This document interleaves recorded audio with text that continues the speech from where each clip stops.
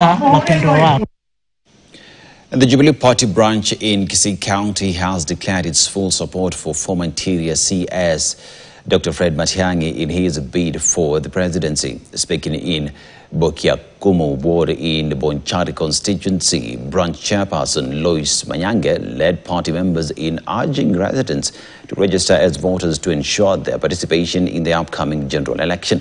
Members of the Abagusi Council of Elders, Philip Ongeri, Joseph Monchacha and Innocent Mogunde, also appealed to the Omugusi community to unite behind Dr. Fred Matiang'i and vote for him in the 2027 general election.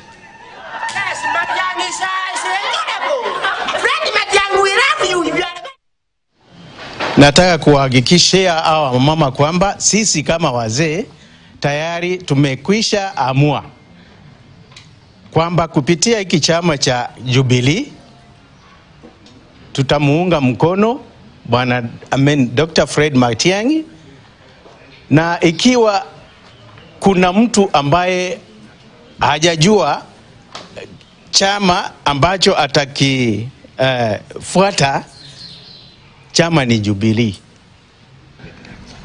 Adui atakuwa ni yule ambaye ataenda kuongea kinyume na yale matarajio ya Omugusi sahi. Hata hatutakuwa na kampeni kubwa, kwa maana hapa nyumbani hatuoni kama tunaenda kufanya kampeni kubwa.